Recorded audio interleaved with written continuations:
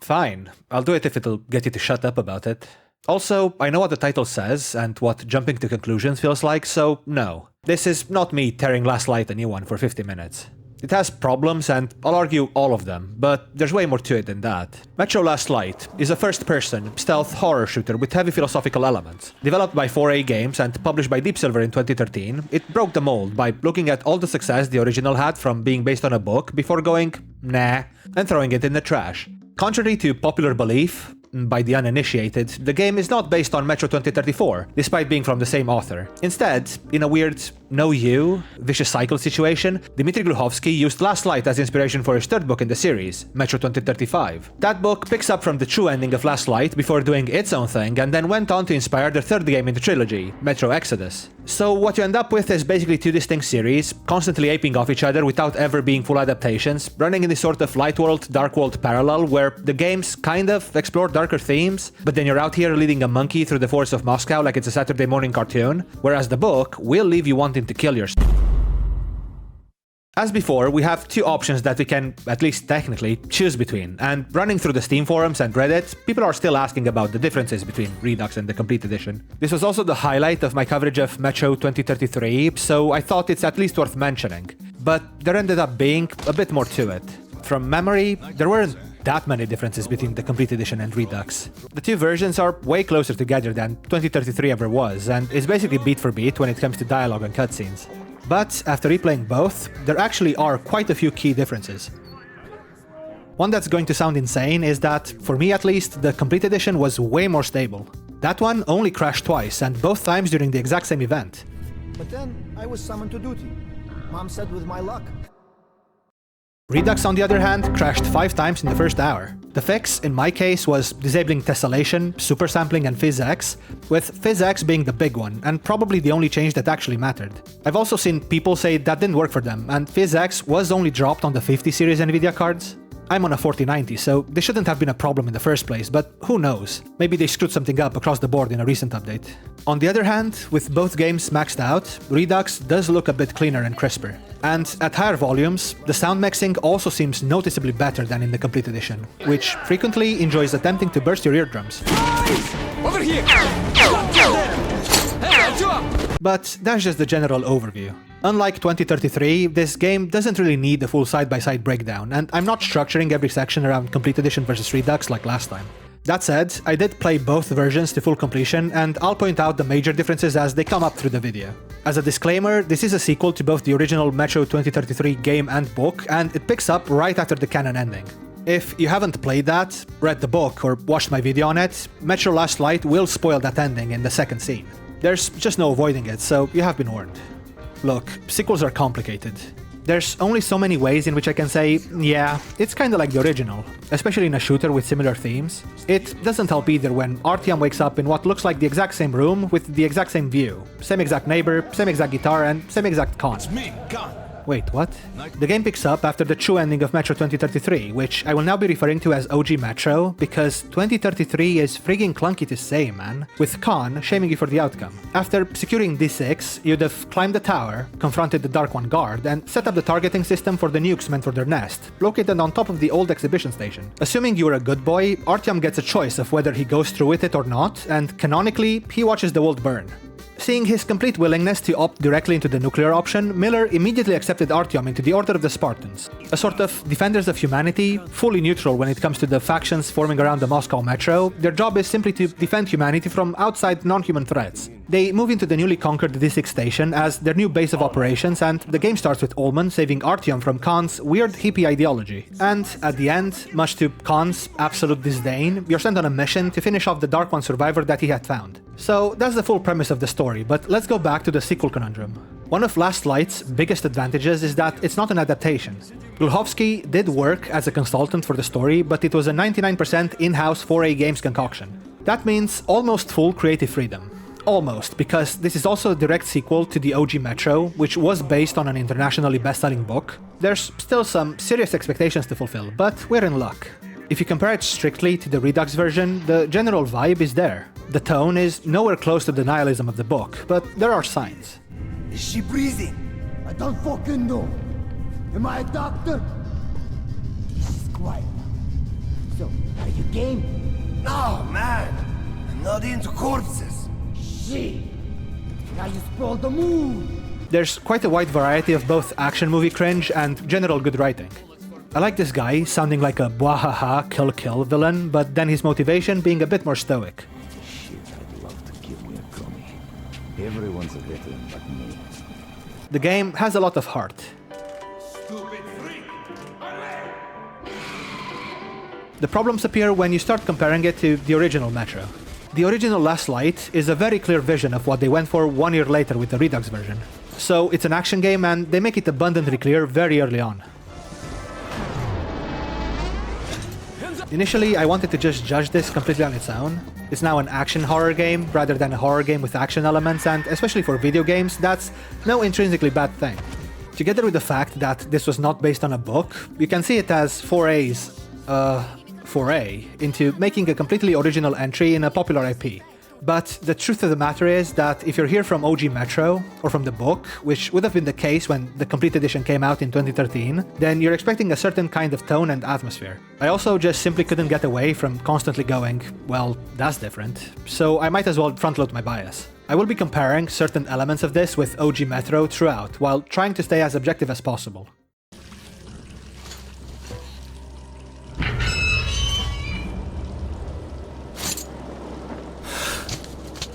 There's no two ways about it. The game looks phenomenal, especially for the time, but even today. This isn't about texture resolutions, general assets, or character models. Everything is gross. Everywhere you look, it's grey, dark, and dirty. It's fantastic. You can smell the sweat in this room. You can taste the grease in that slop they're eating. Every wall is decorated, every room is cluttered, and every swamp is deep. This game is all about world building, and they put in the work. It feels lived in. This is a military station, and there's no... It's right there. It's built in a train depot, so they put the mess hall in a wagon. Going outside means you're in a tunnel first, and even then, no two tunnels look quite the same, because no two tunnels are controlled by the same faction. Even outside, they make use of Moscow's size. Sometimes it's a park, sometimes it's a courtyard, sometimes it's just a playground. It's truly amazing how much they did with theoretically so little. I did call it grey before, but the game is quite colorful, considering the theme. It is a bit washed out because of the weather and age, but it's impressive to see a post-apocalyptic game not reaching for the brown or grey tint filters. It's great, especially outside, but even in the tunnels they at least blast you with some green from time to time. They understood that nature be scary, even in a floral pattern. The lighting in general is great too. It gets just as dark as in the original.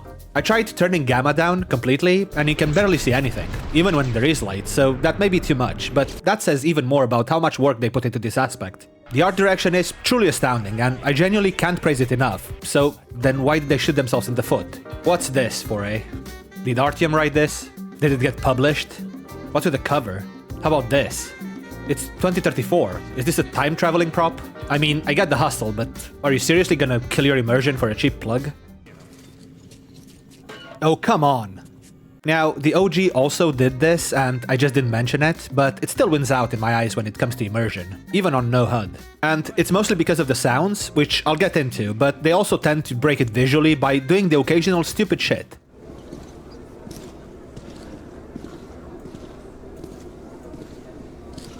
For example, a lot of the time when there is a vista to see, they take control away so they make sure you see it. The FOV is way more reasonable by default, which ironically makes it less reasonable in this particular game, but you can always change that yourself. I'm still not sure whether I love or hate the door animations. They do add tension. Yes, I know, I also played Resident Evil, especially since they throw in the extremely rare but damning jump scare behind them, but then it also kinda breaks immersion when you can take your hands off the keyboard. The tools are still great. I like the screen wipe, even if it doesn't wipe everything.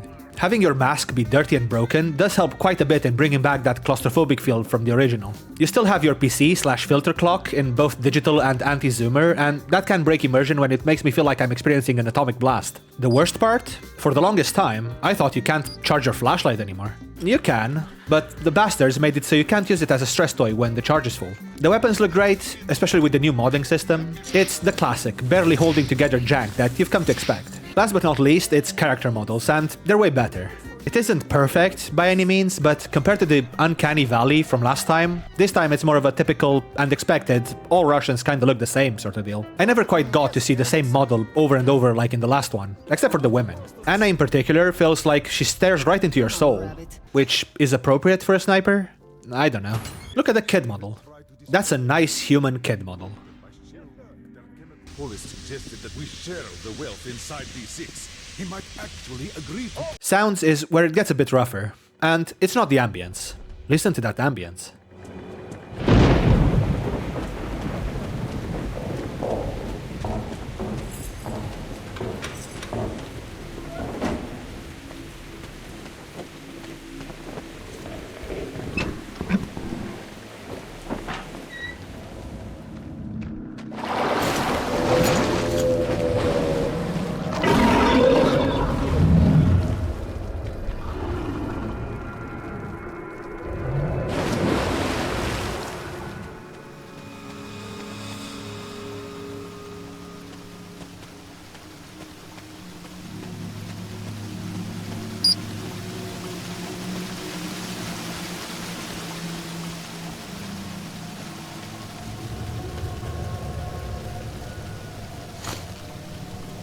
It still has that lived-in feel, especially early on in hubs, where you can just hear the entire station doing its thing.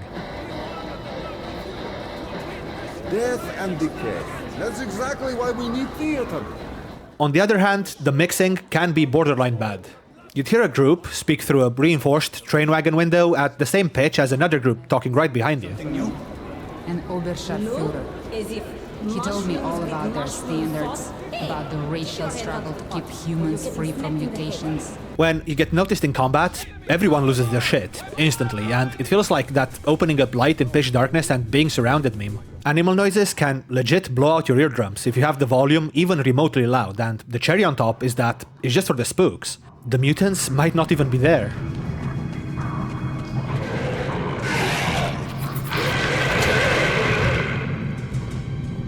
Complete Edition is by far the biggest culprit here, and Redux has sort of fixed most of the problems. Well, not exactly fixed, more diluted.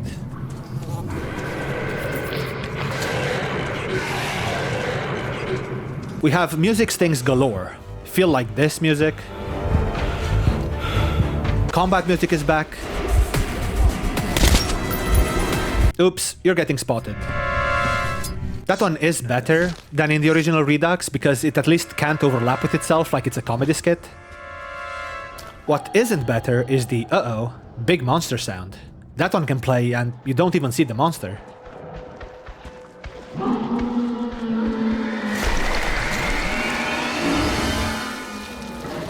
Is this for the audience? Is someone watching me play this? I've heard people turn off the music, which is a shame because the soundtrack is great. But also because without the music, you get goofy shit like this. Again, this is more of an action game than a horror one, so it is a bit more appropriate, but for me at least it's just distracting. The only music in this game should be for the credits and this. The people believed in a better future. Our leaders put their...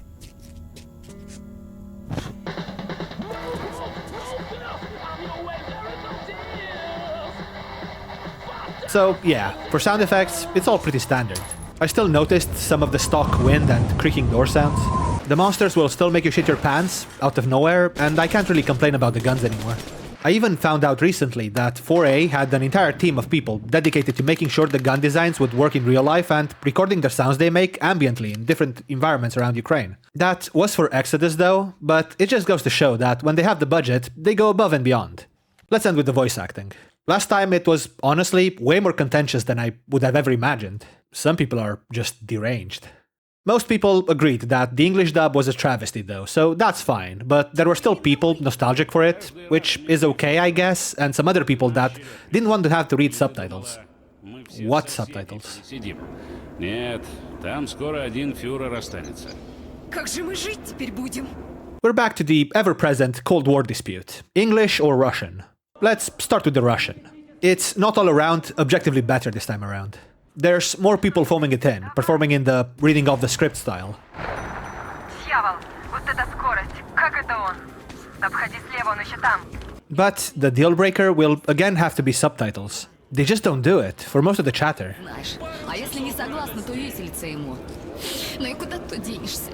If you play the game in Russian, but you can't speak it, you will miss out on a good chunk of world building, and I just think it's way too high a price to pay. Even the few subtitles that they do have can run past the screen with no time to read them, or be desynced. It's amazing to me that they didn't put more effort into this, especially since the Russian dub was clearly intended to also set a different mood. И ты еще только вякни что-нибудь про моих детей, ублюдок. Понял меня? Вякни, и мои следующие дети будут твоими братьями. Эй, погодь, не убивай его. And be careful what you say about my kids, you fuck! Or the next ones will be your brothers and sisters! Wait, don't kill him yet. With all that, though, there's still reason to consider it. The English dub is not as bad as it was in the original, but it's still not there. They still have the 3 guys doing all the voices problem. But anyone deemed unnecessary is chased off or hung. So you're here. Is it all of you, or are more coming? We're all here. 2 trains, as agreed. A lot of the background conversations sound like a solo show of one guy debating himself. This might be a cultural barrier thing, but I didn't notice it nearly as much in the Russian dub. But the cherry on top is these fucking annoying Russian accents. This can only mean one thing. This train is becoming less violent. But let's not rush. You don't need that shit. You ever see Chernobyl? That shows all Russian and Ukrainian characters, but they all speak in proper English and it's fantastic. Look, I get we're in Russia without it. You can see it on people's faces and in the environment, so can we cut it out? It kills the vibe, man. Like 1 or 2 cases here and there for flavor, sure.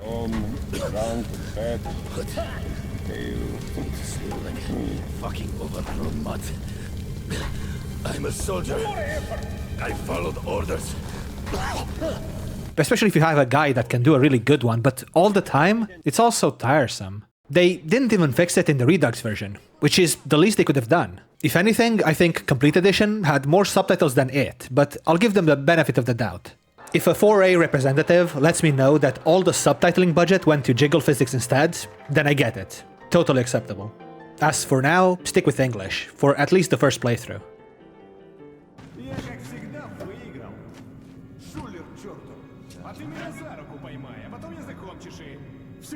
Gameplay. So, I'll start off the gameplay section with a nice, spoiler-free, lived-in experience from one of my favorite missions, Bandits, featuring the Complete Edition. This will help me when I illustrate all my points later in the more analytical section. Please, enjoy. After acquiring a buggy and thoroughly testing the limits of arachnophobia, I smash through a wooden wall and immediately get greeted by a firing squad. Turns out they're cowardly, communist deserters, which explains why they didn't fill me with lead on sight, ignoring the fact that not shooting on sight is probably why they're being bullied by bandits in the first place. They start telling me about their friends and loved ones, women and children included, being held hostage in a nearby bandit nest, and it's so emotional and intense that the game can't take it and crashes. So I restart the game. Artyom wakes up from his time loop, and then I try again, hoping to be rewarded with some typical cosmic karma, but the powers that be were having none of it as the game crashes again.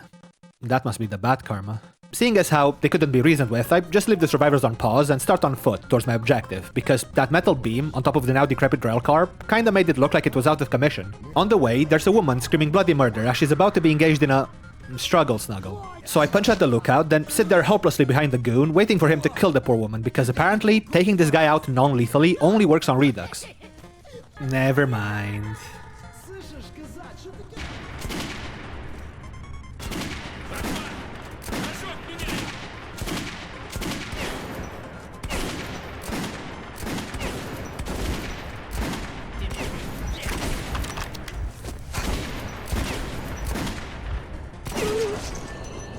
I keep sneaking, right in front of these guys' headlights, by the way, until I reach a man who's about to throw it all away for his life.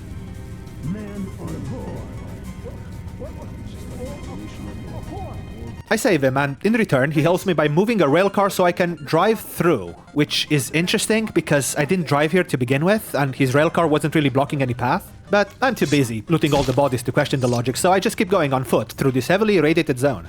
Eventually, I reach another bandit-infested set of trains and depots. I take a moment to note the release date of my favorite in-universe series, Metro 2035, on the in-universe Metro internet before trying to figure out where the hell I'm supposed to go. There's a guy here telling stories to his comatose friend, who I just punched, and I'm genuinely impressed with the lore and the world building. Their mouths open, that black shit seeping in and out of them.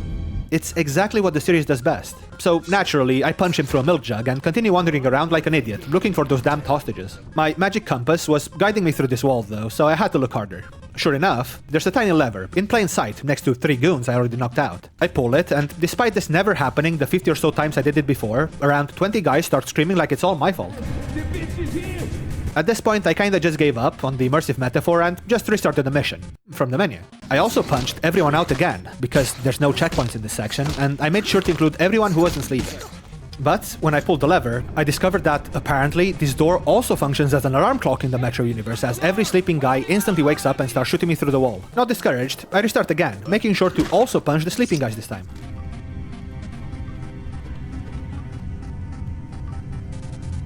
Before reaching this guy. I'll slow down because this is important.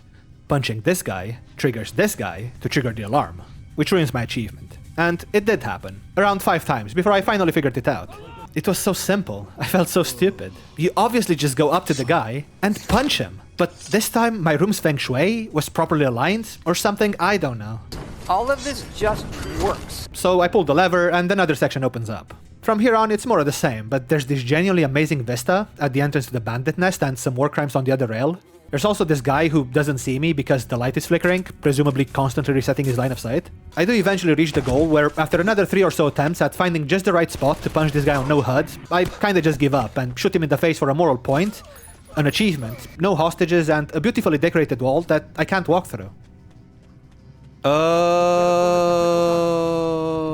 So I run all the way back to the beginning of the level, where the survivors are still talking about the same mystical captured women and children who apparently never came back. I grab my buggy, drive all the way through again, still taking radiation damage by the way, break through the final wall, and finally carry on with the game.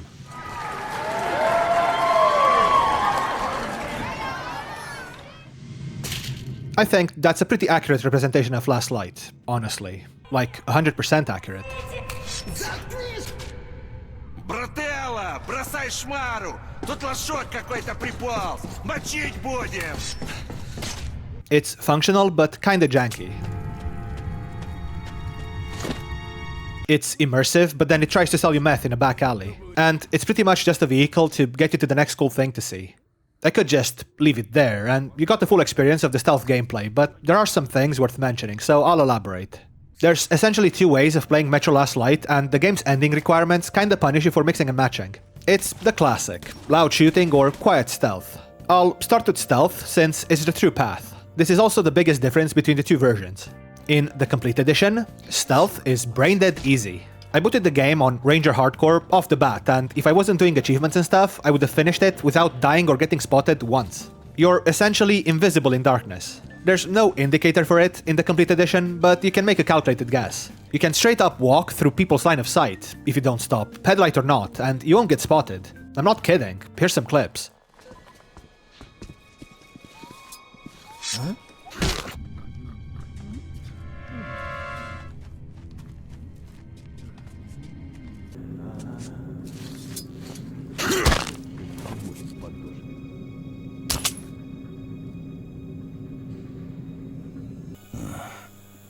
Who's there? Shit. Either my ears gone bad or someone's out there. What is this draft? Gonna get fucking pneumonia, I know it. Redux is a bit more challenging. This might be the extra difficulty option they added, survival, but the enemies have way faster reaction times. Less than a second of getting spotted means you're in for a blasting. You have to use the lighting mechanics way more in Redux because any action you do in the light will immediately get noticed, and you can even choose not to turn the lights off for a more tense stealth experience coming close to the originals. What deflates all of this though is that Redux re-added the light detector on your watch. If it's blue, you're fucked. If it's dark, you're invisible. No joke, it even explains the flickering light invisibility, because the thing keeps turning on and off, resetting the dude's line of sight. Comedic stealth is the only way to describe it. Что за хрень?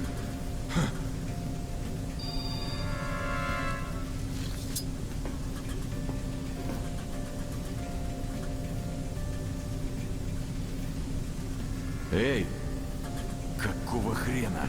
Кто здесь? The guards don't react to their dead or knocked out friends, other than to get alerted for like 3 seconds. The punching is still hilarious, and they added more variety in Redux, depending on the angle. In Complete Edition, you just turn them around for a sucker punch, no matter the positioning. The "you're getting spotted" music doesn't quite overlap with itself over and over like in the original Redux, but it's still kinda distracting. Может, и показалось. Да кто-то же тырит запчасти и продукты. Да свои это тырят. Потом Ганзи по-тихому продают, сволочи. Overall, it's perfectly functional if you don't fuck around and try to break it. It was a compromise between the vision they had for a more complex and realistic system and something that feels more gamey and predictable. The organic version from the original got a lot of flack for being kinda chaotic and feeling a bit random. But a lot of people were into that, so it would have been nice to get the option. As it stands, your best bet to coming close to that is high difficulty Redux and without turning the lights off. Though the reaction times and the strict light-no light rules might also lead to frustration too. There's one last thing here that's worth mentioning, even if it might date the video down the line. There's a 12-year-old bug on Redux that breaks your save by not allowing you to do stealth kills or knockouts for the rest of the game. It triggers either during bandits, especially in this clip I've shown, and or on the Regina mission if you killed the spiders in a specific way. Nobody knows exactly what's going on, and the only reliable fix is to go back to the beginning of the Regina mission from the chapter select and hope. This isn't great, because it does invalidate your karma that you got before this, but it shouldn't fuck with anything else. Thanks for coming to my TED Talk. The shooting is a different story. It's way more polished. It is quite standardized, with the only interesting mechanic being the armor they show off in the tutorial. You do have to shoot some of the enemies multiple times in the same spot before you can do any damage. The only complaint you could possibly have about the mechanics is that, ironically, it's probably too polished. It lost some of the scrappy and desperate feel of the original. There is apparently a jamming mechanic, but I've either been Kalash privileged or extremely lucky because I haven't had it happen in 4 full playthroughs, 3 of which were on Ranger Hardcore. It's apparently more common with the pipe and sling gun, but you don't have to live your life like this, man. My biggest problem is that the game's just too easy, even on the highest difficulty. They did the right thing with both you and enemies doing more damage the higher the difficulty gets, and don't get me wrong, you do die extremely fast if they actually shoot you. But if you play strategically, you'll not be in that kind of situation too often. Because of the stealth system, it's so easy to kill enemies with unlimited knives or sneak up to steal their weapon that you will never run out of ammo. If anything, you're gonna be selling most of your ammo at the shop, and even then, my hoarder brain was throwing a fit at all the glowing red cap notifications. There's more money this time around, even on survival. I even did a blunder on my first playthrough and switched to military grade without realizing it, and I still had a lot left over when I finally reached the shop. What do you mean I don't have any money? Oh... yeah. Do you take buckshot? You're not gonna be shopping much anyway. You have 2 weapon slots on the Complete Edition and 3 on Redux, so being stocked on at least 2 ammo types will have you set. The modding system is cool, and there's plenty of very useful add-ons for all your weapons, but it is a bit undermined by how easy the game is. Exchanging your weapons is back, and is a really cool mechanic that more games like this should implement, but it's also undermined by the design. You're heavily incentivized to explore and find the moral points and cool stuff, so you'll also be finding most of the great, rare weapons organically. On top of that, you also get to choose your starting lineup, mods included, in the first mission. I did see some people complain about this making you overpowered too early, but between you actually losing them on an early mission and Artyom being a decorated member of the Spartans in the story, it makes sense that he'd have access to top-of-the-line equipment. The game is so easy that it makes the very few legitimate difficulty spikes feel annoying and jarring rather than highlights. I'm not gonna spoil anything, but let's say there's one particular fight that can get pretty rough and tight with the resources. Okay, come here, you bastard. What else? The ladders are an absolute clown show. In the guard room! In the guard room! Well... They didn't fix the tab being retained bug, so when you press shift to run, it sometimes just opens the Steam overlay. This can lead to some funny moments, though. Что за... шум? Вроде... Ranger Hardcore is still the better way to play, after you get used to the mechanics, but it's extremely doable on a first playthrough. Some of the cool features are the sounds for the throwables. So you know what you have equipped, but it can be a bit chaotic distinguishing the sound in the middle of a fight. The only other thing that is a bit clunky is the military grade ammo. You are better off popping heads with it, but if you don't have a weapon that has it visible, you do need to shoot at least 1 round to know you're using them. Some weapons do have an idle animation that shows you, but I couldn't really get it to trigger consistently, and you should just be able to prompt it. The last element is exploration, and that part is great. The level design is good in general, with that loop scene on itself feel, and a lot of the outside missions are very open, with a lot of things to find. This is mostly relegated to the flavor missions though, and the campaign missions are the very opposite. They're extremely linear and pushy. The game as a whole feels very frantic with how it railroads you from one location to another, but I'll talk about all of that in the story section. What I will also talk about in the story section is the tried and true, the morality system. But as a summary, it's very much unchanged from the original, with a major caveat. It's way less nuanced. The good ending is way easier to get, accidentally, than it was in the previous title. There's way more points to get, and you need way less for it. There's also some extremely obvious choices that have a lot of pull. They're also way more lenient with what they consider a good enough interaction. You have discovered Invisible Wall. It gave you karma. All in all, the gameplay is serviceable at worst and enjoyable at best. If you're here from Redux, then it's just more of the same. But if you like the original, then this might be a bit disappointing. It can also be a bummer if you're more into sneaking or want a bit more polish. Some of this jank can be rare, but when it does happen, it can also make you want to throw your PC into a wood chipper. But for a game about world building and atmosphere, it's a decent package.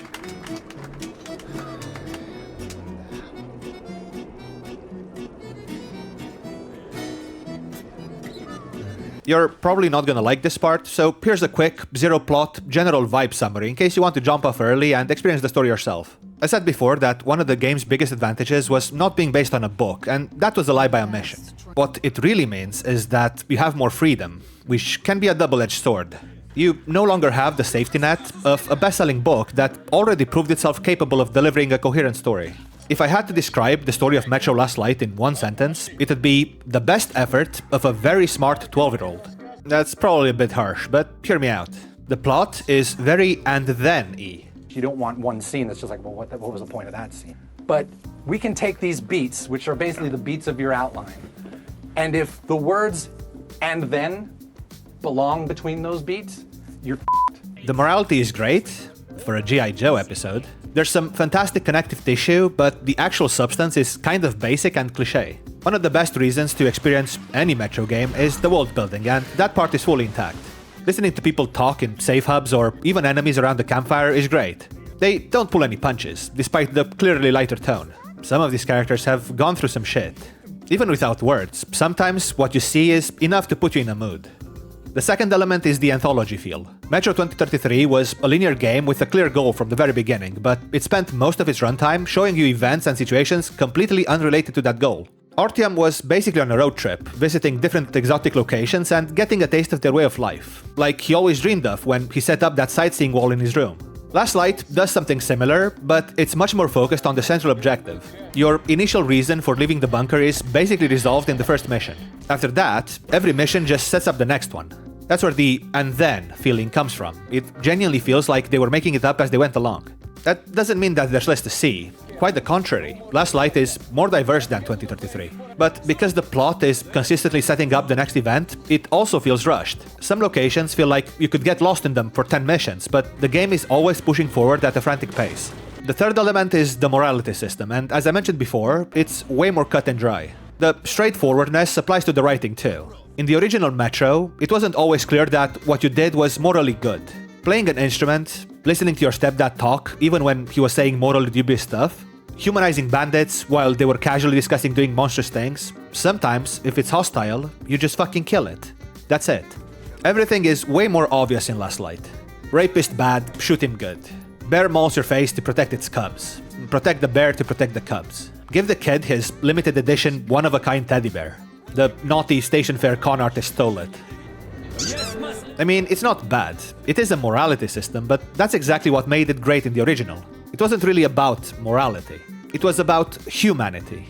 One thing that I failed to mention in the 2033 review was that it wasn't exactly a morality system. It was you teaching the Dark Ones about humanity. That's why you see the flashes and pure psychic mumbling when you do. Sometimes being a monster is just survival. Sometimes giving a kid some cash for a basic job teaches him the wrong lesson. Sometimes the animals leave you alone, so you don't waste your ammo. It didn't always have to be about some cosmic karma. It was non-intuitive because humanity is non-intuitive. Imagine explaining humanity to an alien. What do you even say? Your own biases would probably create a very skewed image. Now, the shallowness of the story is a bit. The game being more black and white is intentional because 4A was doing a thing. And while that thing is pretty smart, and I will talk about it more in spoilers, it's a more mild case of what I was saying in the Outer Worlds review. Just because you have a good reason for doing something in the quote-unquote wrong way, doesn't mean it's no longer the wrong way. A delayed aha moment doesn't carry 10 to 20 hours of bad and boring. It has to be entertaining throughout, and for the most part, Last Light is, because of the aforementioned pristine world building, the competent gameplay, and the cool things you get to see. So go play it and make your own mind up, you sheep. For the rest of us, I'll get into the actual plot, because it starts illustrating my point almost immediately. The game starts with an honest-to-God exposition dump by Khan. After canonically choosing the nuclear option in the last game, he wasn't gonna let something as basic as trespassing in an armed bunker stop him from I told you so-ing Artyom. I was near the ruins of the Dark One's hive, and I saw one of them, still alive. I immediately set out to find you, as you were the one they tried to contact, before you launched the missile strike against them. He gets interrupted by Ullman as he summons us both into Miller's office for a report, but not before Khan takes one final stab at getting me to drink more. I knew a smoker once. During the last year of his life, he had to eat, drink, and breathe through a tiny hole in his throat. Anyway, moving... No. You know what? No. Let's talk about this. You know it's bad when the game expects me to believe that fucking Khan, yes, this Khan, doesn't smoke. So is he a hypocrite? Maybe he's a nicotine naysayer and only partakes in the finest devil's cabbage, but surely he understands that it's not about the particular brand of stuff you filter into your lungs. It's more about anything being in there, other than air. You remember what we had before we had to bunker into the metro tunnels? Before you needed a gas mask to even get close to the surface? Yeah, you know what's worse for your lungs, Khan? Life? The outside? Nuclear winter? The Nosalis eating them? Who's this absolute legend that lived to experience a tracheostomy? Show him to me. I'll give him a medal for surviving long enough to get nostalgic over old world problems. It's like some bastard telling you to stay hydrated as he's waterboarding you. Bandana wearing ass, pee-pee soft rock listening, one earring wearing fuck. I wouldn't exactly call this a sign of things to come, but an anti-smoking PSA wasn't exactly what I expected from the intro to a Metro game either. After reporting to Miller about the Dark One survivor he had found, Khan is in visible shock when the leader of the Anti-Non-Human Threat Coalition orders the immediate finding and disposal of the last remaining member of a race he had facilitated the nuking of. Shocking. The mission is also important enough for Artyom to get assigned a high-caliber companion. I'll send a sniper along. My best. Anna, Yes, sir. on your way. So, what are you waiting for? Come along, Rabbit. Come on, Rabbit. Hop in like a good little rabbit. That's a good sign, Rabbit. Great, you did fine after all. Just a little more walking. Then we'll see if you're a rabbit or not. Quit looking at my ass. Way out of your reach, Rabbit. So hop along, Rabbit.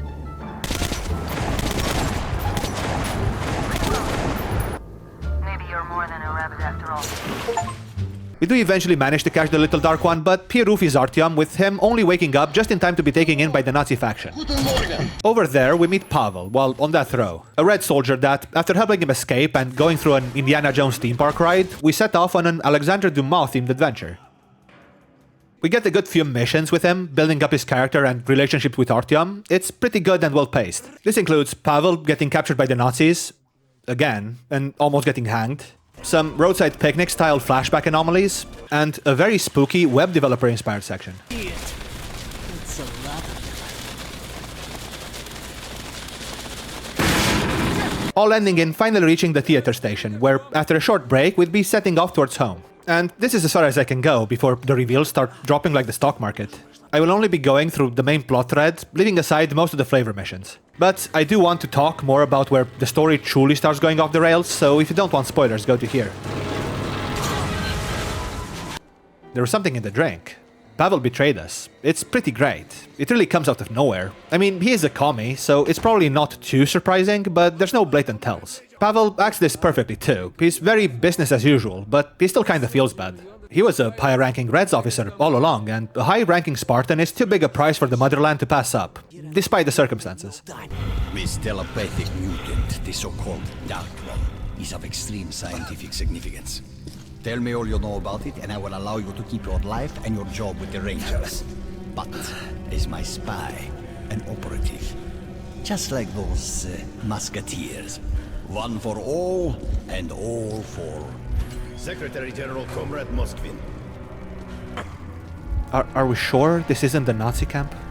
So Artyom ends up spilling the beans, thanks to Coreboot's fantastic truth serum that they totally could have made in the metro tunnels, bruh. But we also find out about some leaked plans they have regarding the upcoming peace debate at Polis, their plan to invade Church through the catacombs, some other plan involving some other secret operation, and that Pavel will be at Venice, together with an envelope containing the location of the Dark One. The creature has been located. The details are in this envelope.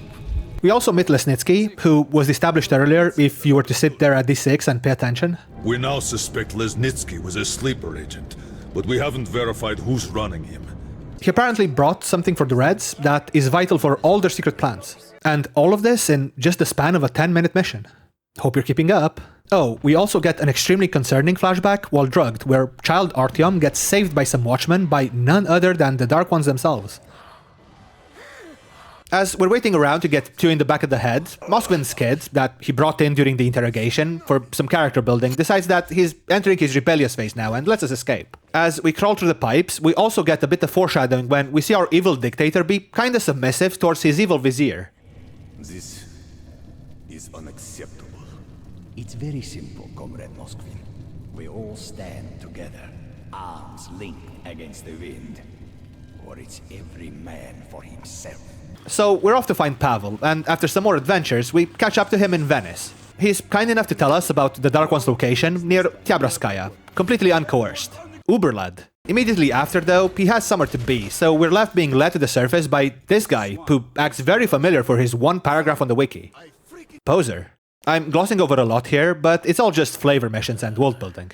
I've shown you every single crucial main plot element. At this point, it's also where I start feeling the and then-y storytelling and the frantic pacing. Metro 2033 did something great, in that it wasn't really a coherent story. The Last of Us does this as well, which I just thought was interesting. In both games, you get your intro that sets up the plot, and then you go on an adventure with the payoff coming in the last mission. The 95% middle part is used for character development and world building. Everything else is loose stories from the universe that don't serve the main plot as much as one of the central themes. And that is, traversing a big-ass city in the post-apocalypse is difficult. Last Light kinda does that, maybe a bit, like sort of, but it's way more focused on tying everything to the plot, even just superficially. Like, they thought the loose nature of 2033 was a problem. Instead of things just happening naturally along the way, they frame everything as setup or payoff for something else, which creates that and then-y feeling. Okay, so we got to get this Dark One, right? Okay, and then the Dark One mind blasts us, so we get captured by Nazis. Okay, and then we escape the Nazis with a communist friend. Okay, and then the friend betrays us.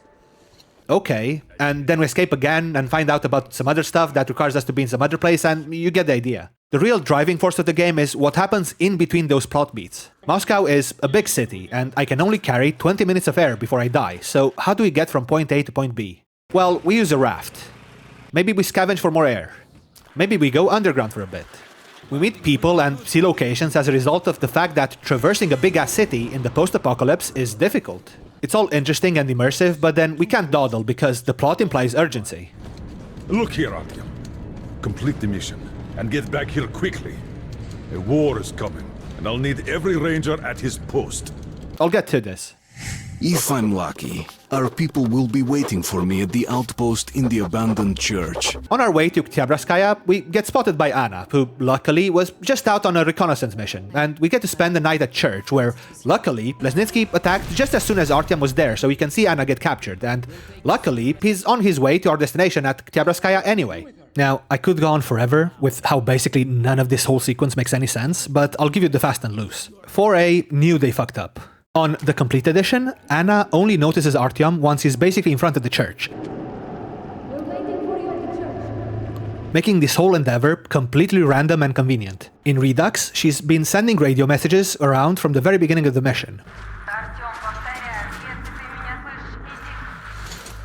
at least implying that they were looking for him actively. So they essentially fixed this in post. 2. Artyom knows about the plans the Reds have at church, yet he says nothing about it. He even knows that they would be coming through the catacombs. But if we go underground at the church, advance through the catacombs, then attack from the rear, we should encounter little or no resistance. and we still get surprised by the attack, so that the following sequence of events can make sense. 3, that whole envelope containing the Dark One's location thing is so fucking cheap and stupid. Corboot didn't say the location out loud because the fucking plot knows that Artyom will escape, and he can't know where his next destination is. So instead of knocking Pavel out and taking the envelope, we just get it from his mouth and end up railroaded at Ktyabrskaya, where Lesnitsky was taking Anna anyway. All this stuff just drives me up the wall in stories, but let's call it all nitpicks and pretend it never happened. So now, all of this magically makes sense, and my brain is fixed. Let's see what they do with the sequence of the story next. When we arrive, we get a not-so-pleasant scene that truly is a visual and emotional spectacle. Burn them too. More, burn everything, then burn the ashes. It's a fucking nightmare. So listen, the Reds, they knew of the infection. They came on the second day. No one had died yet, but they came. As we sneak a rampage through the commie war criminals, we eventually do confront Lesnitsky, who's holding Anna hostage. We get an option to trade her for our gas mask, and whether we take the trade or not, the result is the same. Seemingly doomed, we find ourselves in a quarantine facility where Anna's character is paid off with a pretty pointless implied sex scene that I'll give them this much. At least it's well written. I love you, wife. It's not the typical dog shit, you're so brave and capable, Artyom, I love you now despite being a mute with no personality. It's more Eastern European dread instead. You're both supposed to die in horrific, blood-vomiting agony, so at least you got laid is never a bad compromise. So why didn't we die? Well, they explained this pretty much immediately in the lab. Here are the facts. In the first 2 days, the mortality rate was around 95%. In the third, it dropped to about 25%. Today, we only have 2 new infected. It was a biological weapon, designed before or during the original war to kill very efficiently before dying itself. That part is pretty smart. What's not smart is that they created the tension and killed it within 3 minutes of cutscene. Outstanding. So what's the problem, Cake? Spontaneous conflict resolution? No. My problem is that, outside of just being a cool thing that happened, I truly believe that this whole scene is completely pointless and takes away from the rest of the experience. In 2033, we have a similar mission, Cursed.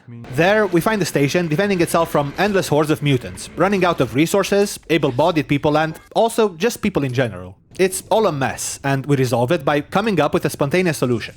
But the event itself is not connected to anything. It didn't need setup or payoff, it just gets resolved on its own and is a cool thing to see with zero baggage. So what about Last Light? Here we need to set up Anna for our emotional connection moment, we need to set up Lesnitsky, we need to set up the war so the virus has a point, and then we also spend a good chunk of this game resolving this conflict. So then how does it tie to the overall plot?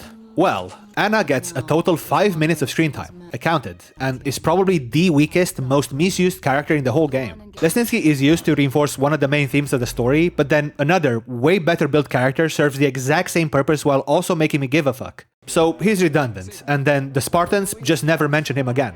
And the virus is just interesting trivia. The Reds don't end up using it for the actual war, and it never gets brought up again either. And all of this while also having to go through all sorts of other plot contrivances on the way. You get what I'm talking about? I'm sure people will disagree and say, it's interesting enough to have it in there despite how it ends up affecting the rest of the story. I can suspend my disbelief, Cake.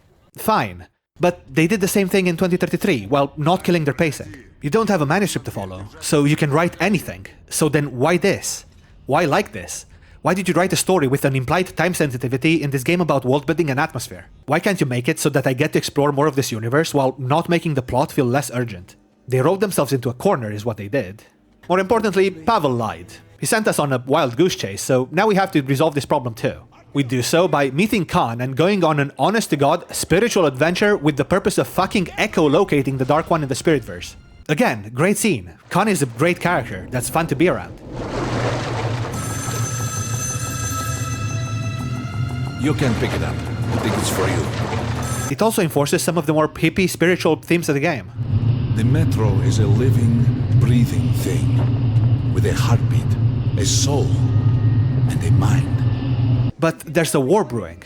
Is this the time for any of this? How do we know that the Dark One will help with any of it? Why do we even assume it'll cooperate after what we did to its kin? It's all just convenient wishful thinking. So we save it from this Michael Bay movie, and the Dark One rewards us with another drug-adjacent trip with what's, in my opinion, the worst plot hole in the entire series.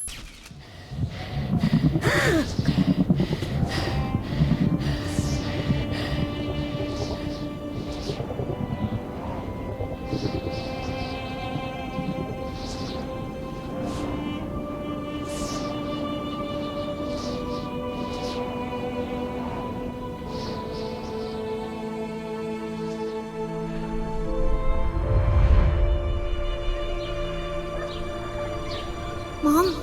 Mama? Mama? Artyom, darling, you're so big now. Mom, I'm scared. Don't be afraid. There is nothing to be afraid of now. Don't leave, Mom.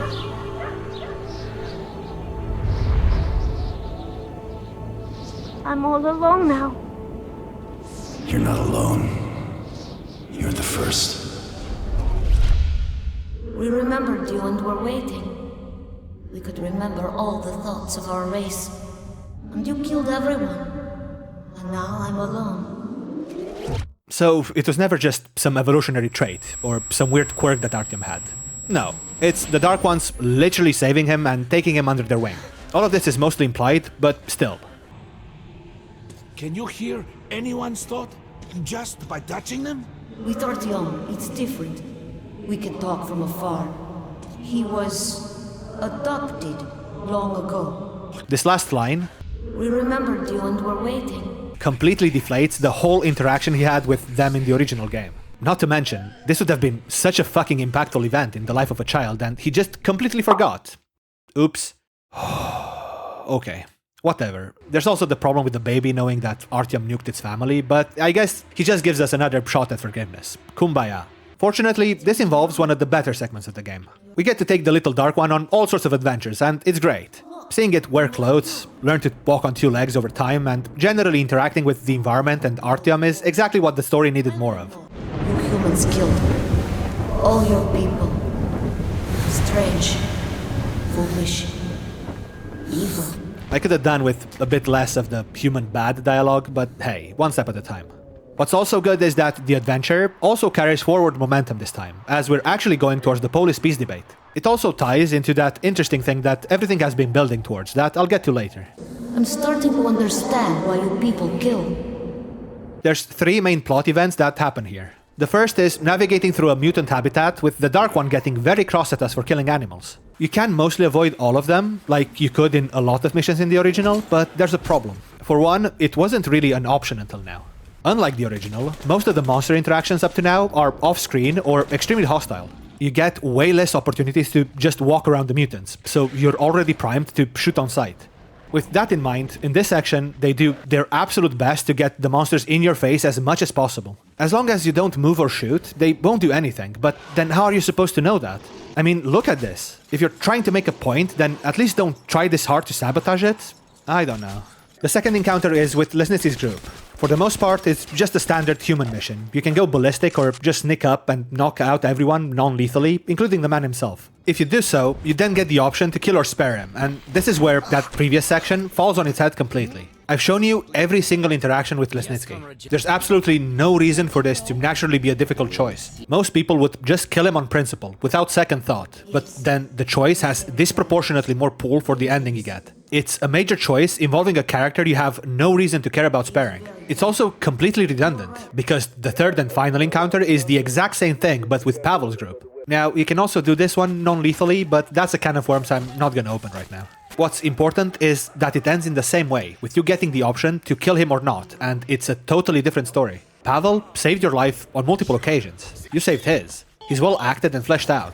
He betrayed you, but he was also under orders by ruthless monsters. It's nuanced and complicated and a great outcome for his character while completely deflating any need for the Lesnitsky interaction, further making that whole arc pointless. Just cut him out entirely. Flesh out Anna more with the screen time. Get her on more adventures that don't involve that pointless virus scene or tie it to the story better. I don't know. You have all this freedom to do anything with this amazing universe, and I'm more interested in seeing what this demon brings home for supper. I really want to care about your cool characters game, but you're making it very difficult. Our adventure ends by reuniting with Khan and Miller, who takes the whole "here's the Dark One" business pretty well for the guy that ordered their eradication. He takes it so well that he promises to definitely open this door at D6, which definitely has more Dark Ones behind it, because we saw it in a dream! But only if the little one turns out to be useful in this whole Polish peace debate. And he does, when he takes my hand and Mosvin's nose, and we literally plunge straight into his commie head, where we learn another extremely unsurprising fact. Comrade Moscovin, you must support me on this. Or else, some inconvenient details might surface concerning your brother's death. Brother, I'm so pleased that we finally made up. It was a fight over nothing. Let's have a drink. Sure, brother. What? I'm sorry. I'm so sorry, brother. There's no forgiveness for me. So Corboot was a secret asshole all along. Can't even trust a guy with a red eye and a huge scar on his face anymore. I mean, it's not bad. It's never straight up just bad, but you can see how my brain just starts asking questions like, what the fuck? You're the chosen one now? Like you can see the Matrix or no? Understand this Homo novus species because they raised you all along to understand them? But he doesn't remember anything about this mess, to the point where he nukes them all to hell without second thought. Then they just hand you your femme fatale waifu in the first 30 seconds, like, here's the best sniper in the universe, by the way. No cap. She will also get 5 total minutes of screen time for the entire game, so you better get attached. Enjoy. And off you go to fight Scar or Red Eye or whatever the fuck this week's villain is called. But not before assembling the Avengers and finding out that Soviet Hitler was actually just a misunderstood marionette, controlled by our dastardly no-do-gooder and... Oh...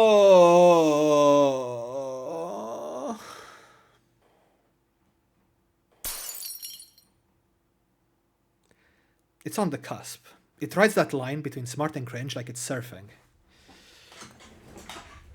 Like the little monkey man, speaking with a Russian accent because he just couldn't learn the American dialect of its parents because they fucking died in a horrible fire. So he learned from the people around him. That's smart. But then you get all these tired action movie tropes and cheap, misunderstood villain non-dilemma. And they never explain why Artyom forgot about the Dark Ones. That's potentially a driving force for his motivation in the first game, and it's all just a loose, self-interpretive... Well, they're psychic beings, and Artyom was only a child. He should count himself lucky. He remembers the language frequencies at least. No. You sit your ass down and fill this plot hole.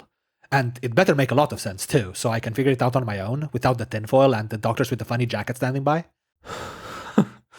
Like, I'm genuinely angry. You have this beautiful fucking catastrophe of a universe that's an absolute joy to explore, when you don't get stuck in a puddle, but you reap your story straight out of Captain fucking Planet?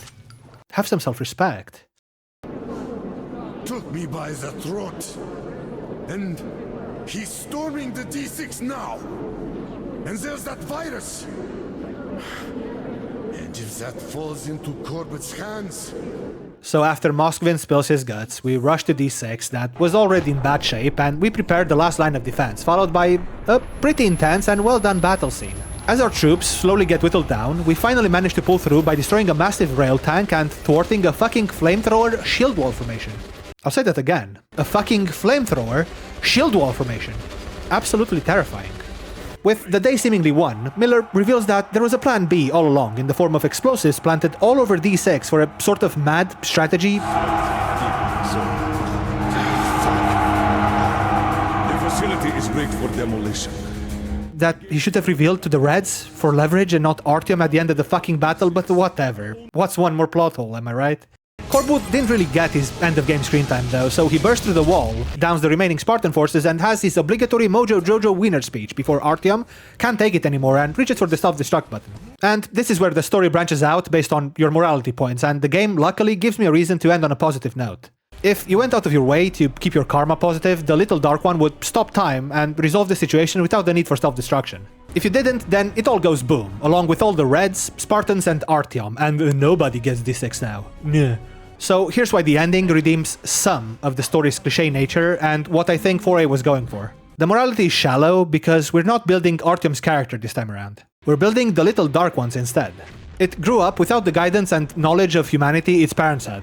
Much like Artyom in the first game, it's naive and has only a basic and shallow understanding of human nature. You need the conflict to be simple and basic because, like a human child, you need to teach them simple concepts before being able to make them grasp complex ones. So that's what forgiveness is. Thank you. I'll remember this. If you went out of your way to teach the Dark One about forgiveness, kindness, and the importance of human survival along your adventure, it now understands that this final solution is not exactly ideal for the survival of the species. But if you don't, then much like when humanity nuked itself and when Artyom nuked the Dark Ones in the last game, destruction is inevitable. It's the ultimate solution for all problems. Violence begets violence, and the cycle not stopping is in itself a core part of the human condition. By getting the good ending, that is also the true ending that was then used as a jump pad for the book and the sequel, we also get a full arc for Artyom's character, where he was naive, indecisive, and one-note in the first game, leading to the eventual extermination of most of the Dark One's population by his own hand. He learned from his mistake, did the right thing to provide the right lesson to this surviving fledgling Dark One, and is rewarded with being able to go fight another day. Now, I don't think the morality had to be shallow for this Artyom's arc part, but I don't want to spiral back into complaining. Overall, I wasn't upset that I played it. Hell, I played it like 6 times, just disappointed that it didn't end up being better. But that's the endless problem, isn't it? It can always be better, but given the source material, I guess this just had better odds that it didn't really take full advantage of. Let's wrap this up. Complete Edition or Redux has no clear-cut answer in my opinion. They're extremely close. They both have their own barriers to entry, between Redux crashing and Complete Edition being delisted. They both have gameplay quirks that are inconsistent between playthroughs. Metro Last Light in general is a janky fucking game, and there's no going around that. Redux looks slightly better, definitely sounds better, has some more quality of life and difficulty, is easier to just pick up, and fixing it is one line and one checkbox. So I guess that would be my recommendation if you're just in it to play the game. Complete Edition, on the other hand, is a bit more immersive, works out of the box, has more achievements for more edge cases, and it's technically free. Anybody telling you one is objectively better than the other is either lying or lazy. As for DLC, they both include it, and you can access them in the chapter select menu. They're all great, just more Metro. The odd man out here, in a good way, is Kshatriya? Kshatii? I don't know. That one is a bit like playing Stalker. Hello, Stalker. You go out collecting randomized artifacts on a procedurally generated map. You can play it over and over, and get more playtime than from the game itself, if you're a certain kind of guy. Metro Last Light is good. Damn good. Just not as good as the original, in my opinion. And that's already more than you can say about most sequels. The story is a formulaic action movie checkbox of pandering, no screen time love interests, preaching, shallow morality, plot holes, and explosions. All these things make for a very shallow, cliché, and forgettable story, and I'd be willing to bet that most people that haven't played it in a while only remember the vibe, some very specific plot elements, and that it was generally okay, and nothing else. But this is all personal preference. It came out 13 years ago, and it was also building up to something interesting. Story in video games also exists in service of everything else, which is world building, exploration, and gameplay, which are all either competent or off the charts fantastic. I didn't regret playing it, and neither will you. Next time, I'm gonna try out some shorter projects while working on Exodus. We'll see how that goes. And with that, I'll see you next time.